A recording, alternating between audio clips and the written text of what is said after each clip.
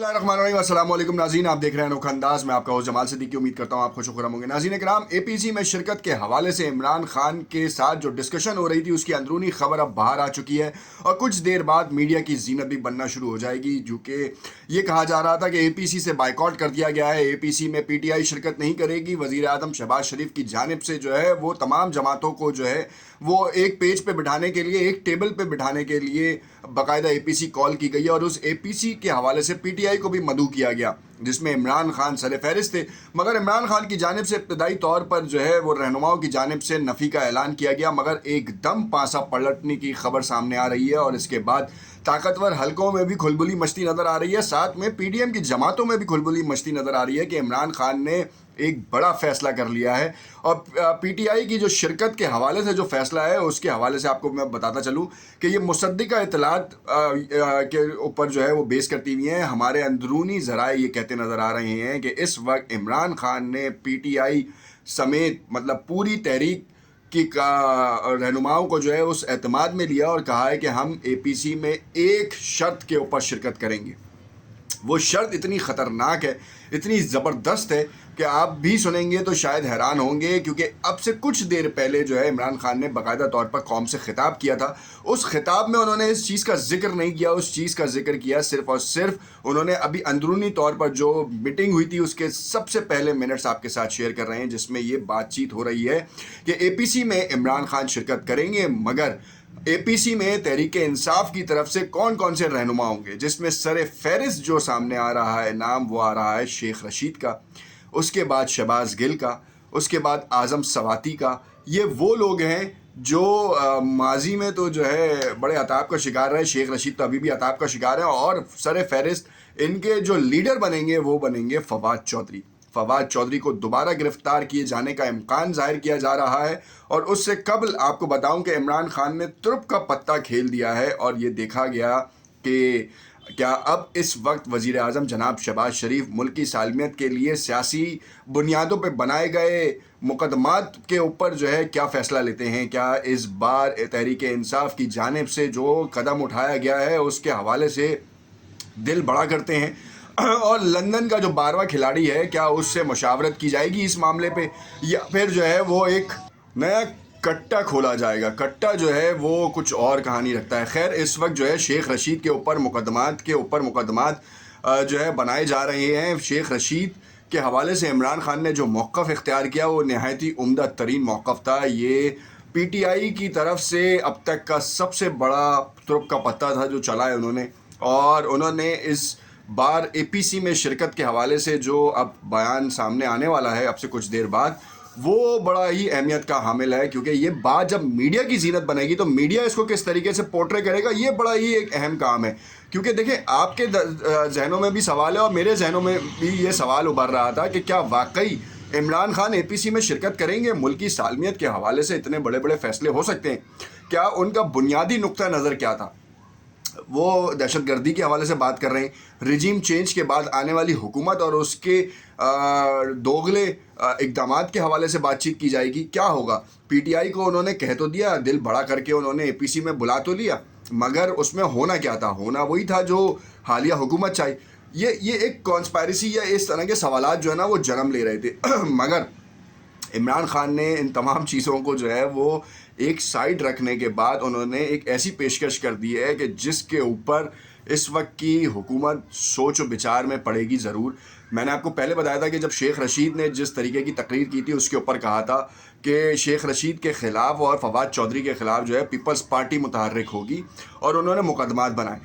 शेख रशीद ने तो कभी कमी नहीं आते ना भाई, वो तो हल्के ही नहीं आते। 16 बार वजारतों में रहने वाले शेख रशीद को हथकड़ियाँ बनाई गई, हाथों पे खून के निशान आ रहे हैं, कुर्सी से बांध के रख दिया। 7 साल की सज़ा की इम्प्लीमेंटेशन के हवाले से मैंने आपको बताया कि जो दफ़ात लगाई गई हैं उसमें 7 साल की सज़ा हो सकती है। अब और मुकदमे 3 सूबों में मुकदमे दर्ज कर दिए गए हैं। सिंध की पुलिस भी पहुँच चुकी है, मरी की पुलिस भी जो है वो देख रही है कि किस तरीके से उनको हिरासत में लिया जाए।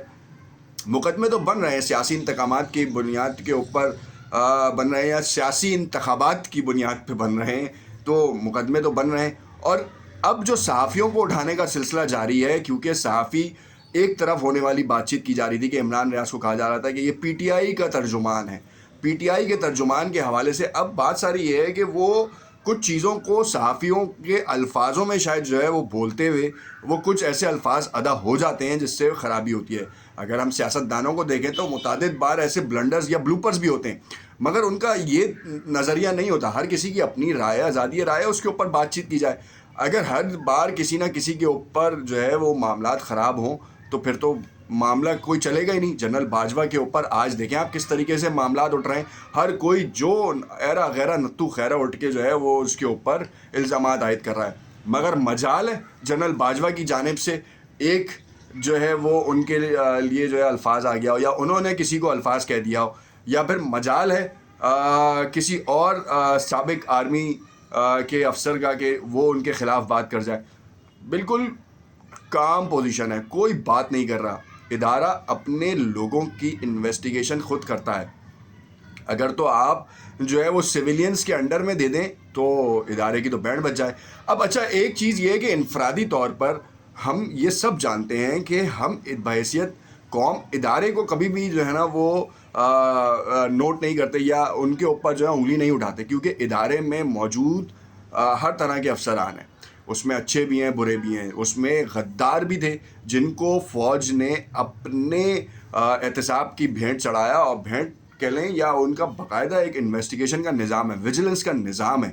ان کا باقاعدہ طور پر ان کا ایک سیکٹر ہے جو بڑا perform, highly well trained sector ہے، جو کہ وہ پرفارم کرتا ہے، کسی کے اوپر آنچ نہ ہے. وہ پوری انویسٹیگیشن کرنے کے بعد، جامع انویسٹیگیشن کرنے کے بعد اداروں کے اوپر آ جاتا ہے. اداروں میں یہ چیزیں چلتی ہیں، اور پھر وہ اس شخص کو، حاضر سروس جنرل کو جو ہے وہ انہوں نے لتاڑ دیا ایک کو. تو یہ بڑی ایک عام سی بات نہیں ہے، یہ بڑی ایک غیر معمولی بات ہے کہ ادارے نے اپنے ایک حاضر سروس لیفٹیننٹ جنرل کو جو ہے وہ آڑے ہاتھوں لے لیا. اب اس سے تو یہ نیوز پہلے نہیں آتی تھی منظر عام پہ، ہر کوئی دیکھتا تھا کہ یار فوج کے اوپر الزام لگاتے ہیں. مگر اب جو فوج کے اوپر الزام نہیں عائد کیا جا رہا، فوج کے اندر ایک کالی بھیڑ ہے، اس کے اوپر الزام عائد کیا جا رہا ہے. اگر تو وہ کالی بھیڑ ہے، یہ ایک سوالیہ نشان ہے کہ کیا وہ کالی بھیڑ ہے یا نہیں ہے. اگر تو وہ کالی بھیڑ ہے تو اس کا فیصلہ کون کرے گا، اس کا احتساب کون کرے گا؟ صحافی صرف سوال اٹھاتا ہے، یا تجزیہ کار صرف سوال اٹھاتا ہے، وہ اپنی اوپینین نہیں دیتا. اوپینین وہ اس صورت میں دے دے گا، دیکھیں جی سب کہہ رہے ہیں کہ اگر ایک شخص ایک سال میں 1,00,000 روپے کماتا ہے اور اس نے 10 سال اس کی 1,00,000 روپے ہی سیلری رہی اور اس نے کوئی کاروبار نہیں کیا، تو اس کی آمدن کتنی ہوگی؟ اگر پوری سیلری بچائے بھی تو اس کی 10 سال میں کتنی آمدن ہوگی؟ 1 کروڑ روپے ہو جائے گی.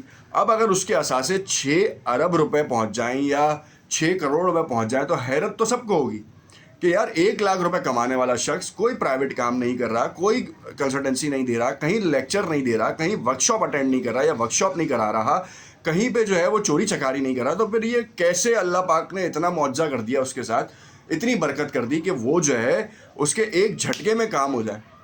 سوال تو بنتا ہے. تو اب وہ یہی سوال کر رہے ہیں. اداروں کے اوپر کوئی انگلی نہیں اٹھا رہا. اداروں میں تو اتنے شعبہ ہیں کہ ہم اداروں کے اوپر تو شاید انگلی اٹھانے کا تصور بھی نہیں کر سکتے. مگر اداروں میں چھپے ہوئے کچھ غدار ہیں، کچھ کالی بھیڑیں ہیں جو ایک دوسرے سے مل کے جو ہے نا ملک و قوم کے لیے نقصان کا باعث بنتی ہیں، یا اداروں کے نقصان کا باعث بنتی ہیں. وہ صرف سوال یہ اٹھاتے ہیں. ہمیں یہ بھی پتہ ہے کہ قوم جو ہے نا وہ بیچاری لولی لنگڑی ہے، وہ کسی بھی پٹے پہ چلنا شروع ہو جاتی ہے. آپ کسی بھی پٹے پہ لے جائیں وہ ادھر چل جائے گی، ادھر لے جائیں ادھر چل جائے گی. مگر سوال کا جواب کے تلاش کرنے کے لیے تو وہ ہمہ وقت تیار ہیں.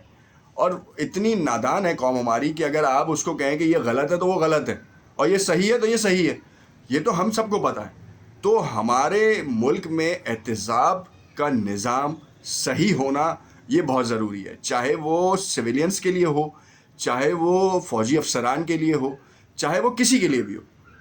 مطلب احتساب نہیں ہوگا صحیح سے، عدالت کے اوپر اعتماد نہیں ہوگا تو سوال نشان تو آئے گا. کیونکہ ماضی میں جنرل فیض کے اوپر بھی بڑے الزامات لگتے رہے، مریم نواز اور نواز شریف کے اوپر بھی جو ہے وہ فیصلہ جو دینے کا وقت آیا تو اس وقت بھی جنرل فیض جو اس وقت کے حاضر سروس جو تھے وہ ان کے اوپر یہ الزام تھا. اب اس الزام کی کتنی حقیقت تھی، کیونکہ یہ الزام تو تھا. اب یہ جو حقیقتیں ہیں، یہ جو سوالات اٹھ رہے ہیں، اس کے جواب کون دے گا؟ میرا خیال تو یہ، میری ذاتی رائے یہ ہے کہ باقاعدہ طور پر DGISPR کو آ کے ان تمام سوالوں کو مرتب کر کے ایک جامع پریس کانفرنس کرنی چاہیے، اور DGISPR آ کر باقاعدہ طور پر بتائیں کہ بھائی قوم کو اس نظریے پہ دیکھنا چاہیے. اگر عمران خان غلط ہے آپ اسے ٹانگ دیں، مگر کم سے کم جسٹیفائی تو کریں قوم کو. آپ ان مسئلوں میں پھنسا کر کہاں پہنچا رہے ہیں؟